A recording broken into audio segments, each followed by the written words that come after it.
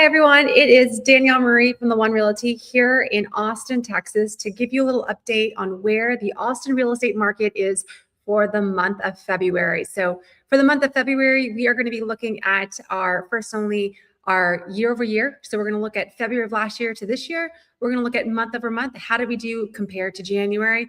And then we're also going to look at year to date. We're very close to December, but typically as we get further in the year, it's really good to see, hey, how have we progressed since December of last year? So if you're joining us and you're in Austin, welcome. Great to see you again. If you are from outside of Austin, love to hear in the comments where you're from. Feel free to drop it below. And if you're buying or looking to sell in the future, hit me up. So without further ado, we are going to hop into February's numbers. So these numbers are for single family homes in Austin, Texas, the city. So we're not talking about the Metroplex because that is a wide range of houses depending on where you're looking at. First and foremost, so I'm going to kind of share my screen and we're going to talk through some things. So first and foremost, if we look at February's numbers from this past month, so if we look over year, so February 26 compared to February 25, you're going to see our average sales price was $761,000 that closed this February. If we compare it year over year, that is a 5.31% drop. So if you bought last year in February, there is a chance that your house may be worth less. So that was 5.31% drop. Last year, we were closing at $803,000. Now, what I will say in my caveat to that, and this is average sales price, I really like to look at median because average, we sometimes have like ultra luxury that might skew it. So we might not have as many luxury homes kind of moving hands. With that, our median price last year or this year is $575,000. And our median price last year was $601,000. So about $26,000. So both of them, between your median and your average, you're looking at 4.5% to kind of just shy of 5.5% decrease.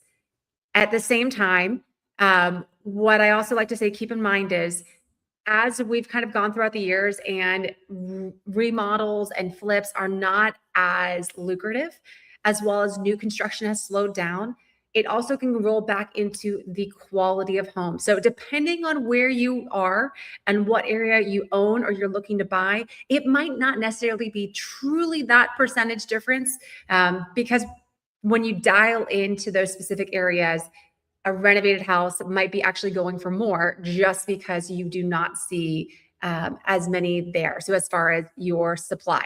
Now, that being said, this is regardless of condition, is if we look at actual sales data. So if we look at the number of sales compared to this month, compared to last year at this time, we're up 1.8%. So but sometimes people talk about, hey, percentages, and we also talk about numbers. So this year we've closed 566. Last year was 556.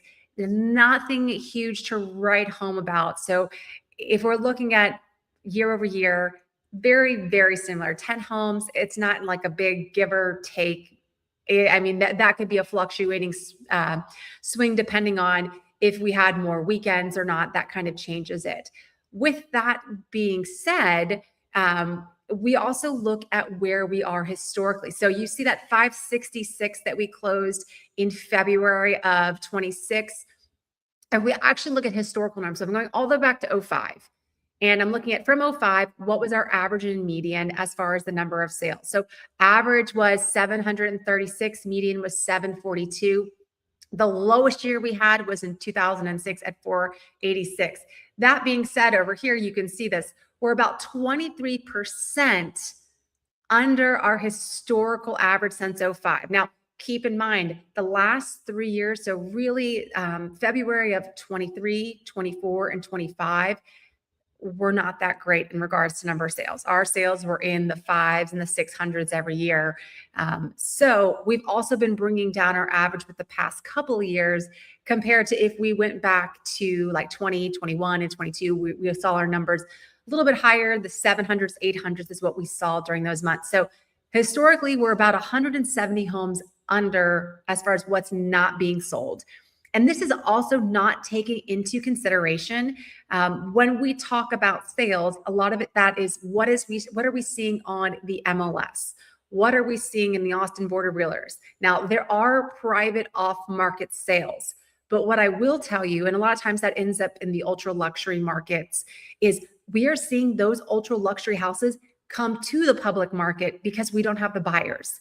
So while there are some that we have that are out there in private networks, we're seeing more of those houses float onto the public network because they're not getting the sales in the private network. So that's also taking into consideration. So I say we're 170. We might be, if you were to actually capture all of the private sales, might actually be down a little more than that. Now, what is interesting is if we go and we look, so this is February this year compared to last year. Now, this is the month over month difference, and this is where it gets interesting.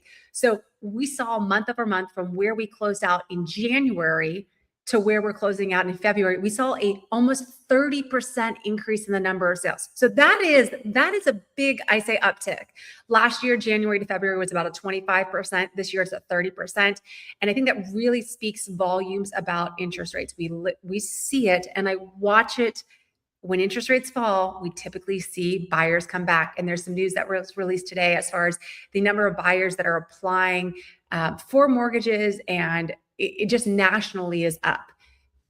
Austin, we've heard, if you've been watching Austin's market for the past couple of years, you've seen that Austin, we've struggled here in Austin for sellers. For buyers, if you're buying, you might have had some very, very good opportunities depending on what time of year buying and where you are buying houses. So interesting enough is to see that we did have a month over month 30% increase in the number of houses, as well as if you look at the average sales price and the median sales price, up here. And if we compare it to month over month and I compare it to January's data, it's almost exactly the same, meaning we didn't see any big rush as far as price increases or the dollar value that people are buying it. But this is where it goes back to see they are buying, the dollar value hasn't necessarily changed, but the close price to list price, that has changed and that has gone up. So if we look over year, so February this year compared to February of last year, our close price to list price, so closing at what the house is closing at compared to what it is currently listed at, very similar to last year, very similar. If we look at close price to original list price, we're 1% to 0.5% lower, meaning that there was maybe more price cuts this year from closing out in February of 26 compared to February of 25. If we look at month over month, and so this goes back to the surge in 30% increase in the volume of sales, we are up. So our month over month difference, this is big right here. If I was to say, hey, what is big? What's changing? Year over year, we're down in price. That's good for maybe buyers that are coming into the market. It's a little softer as far as the entry price that is coming in. But as far as how close we're closing out to what the list price is, we're seeing month over month a 1% increase. So in October, November, and December, people were getting killer deals. Now we're starting to see maybe the desperation of the sellers aren't necessarily there because they're seeing buyer activity. So rather than sellers rapidly de-escalating and dropping their pricing and reducing their pricing, we're not seeing that as much. And so that's right there, the 1%, I say, difference. So in February this past year, the average home closed at 97% of list price, as the average, the median was 98%. So very, I think, itching, getting up there, very close to that 100%, that list price. You can see the closed price to original list price and closed price to original list price, the median and the average. You're looking at anywhere from like 6 to 7.5% is kind of where you were looking at that. Now, if this trend continues, we're going to see these numbers go up. So closing closer to list price. With that being said, one of the bigger indicators that I really like to watch is days on market. As the days on market for sales goes down, there's a couple things. One, we're going to close out sooner to list price. Two, it's also typically an indicator that we have buyers on the sideline that are waiting so that when their house comes on the market, buyers then go and take advantage. So buyers are sitting here, they're on the sidelines and they're saying, hey, what is out there? What's on the market? Oh, something comes on the market. I'm going to go see it and make an offer. I can tell you, I've got multiple buyers right now that we've been looking at houses. They just haven't found the right one. It's just not the right house for them. So we're either watching for price drops, or we're making lower offers, or we're literally just waiting for a specific neighborhood for a house to come on the market as I reach out to other agents about their upcoming listings to see maybe we can find something before it hits the market. That being said, you can see right here, our average days on market for February this past month was 75 and 50. Now, if we compare it to last year, that's a drop. Last year was at 76 and 54. So that's kind of going back into mine. I think that we're seeing a little bit more buyer activity. But if we look at month over month, you can see that we were down 5 and 7 days. So that truly speaks to the volume of buyers are out there. They're getting more active. That is normal. In this season, we typically see an uptick in buyers. Now, if we want to look to see where we are from December, this is I say not scary in a sense, but as far as we aren't seeing rapid price escalations, because if we look at compared to where we were in December, right now our average sales price is like 7.8% lower than our average sales price in December. So it's $60,000 less is our average sales price this month than it is in December. And then you can see it was $10,000 less essentially on our median compared to when we were in December. And that also speaks to the time of year as far as people moving maybe during the start of the new school year. They're moving for fresh starts. There's investors that were buying before the end of the year.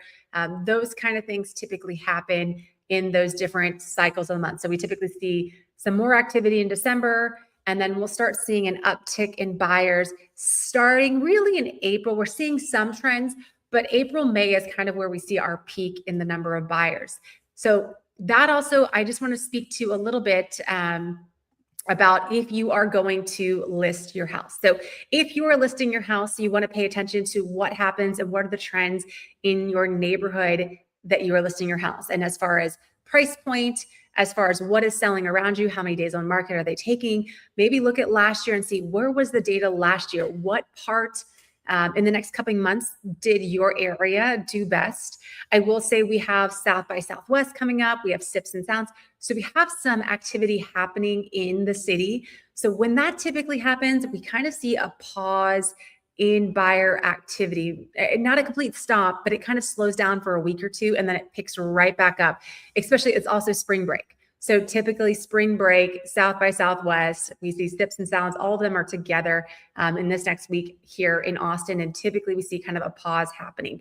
So if you're a buyer, pay attention. You may not have as many people out and about looking, but I will say I am seeing houses that have been on the market for multiple months starting to move, I say overnight. So with that, to summarize everything that we have for February is one, our prices have definitely softened from last year. So where we were in February of 25, where we were in December, our prices have softened as far as what is currently selling. Two, we are seeing an uptick in buyer activity. So month over month, a 30% increase. However, historically, we are still down about 170 units.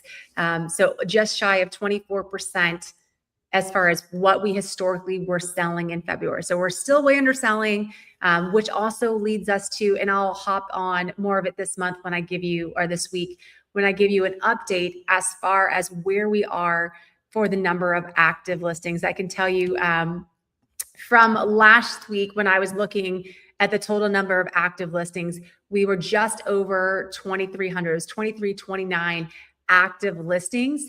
If we looked at in comparison year over year, it was 135 more than last year. At the same time, our number of pendings, we were just over 900. We just hit over 900. But if we compare it to where we were in 25, we were about 56. So it was like 6 to 7% more houses pending last week than we were a year ago at the same time. So we're seeing more buyer activity. We're seeing a softening of the prices. However, as we see a lower days on market go down and the close price to original list price going up, so closing out closer to the original list price, we are starting to see, I say, a little bit more strength coming back into the market. This is a great opportunity, I say, for buyers and for sellers. It's just being very, very strategic about your price and when you put it on and your ultimate goal. So if your ultimate goal is, hey, I want to move and I want to get somewhere else, you need to price that appropriately. If your goal is, hey, I want to see, I would really like to get this amount for my house, that's really worth a deep dive discussion to see if putting your property on at an elevated price, what that's going to do to your listing. It's sitting, it's hiding. We talk about the algorithm. If you're on all the websites, Realtor.com, Zillow, all of those sites, if you're overpriced, then typically that first 2 weeks is the best span for your house to get activity from the market. If you're overpriced and you say, oh, I'm just testing the market with this price and I'm going to lower it in 2 weeks if I have no activity. Well, when you lower it, what you don't realize is you've now buried your listing. And the best opportunity for buyers to see it is in those first 2 weeks. So not necessarily the, hey, let me test it and see. There's other avenues and markets for that. Getting a wish price or putting it out there. And we can kind of talk about what are flex listings, what are off-market listings, and actually, do they do you any justice, especially if you're at market price. If you're at market price, you want to bring your house to market. Sometimes putting it off market is not going to do, it'll do you a disservice, I should say. So with that, my name is Danielle Fountain. I am the founder of the One Realty here in Austin, Texas.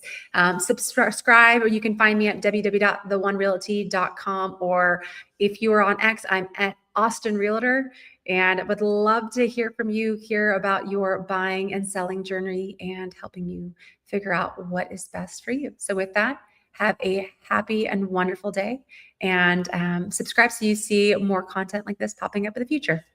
Bye.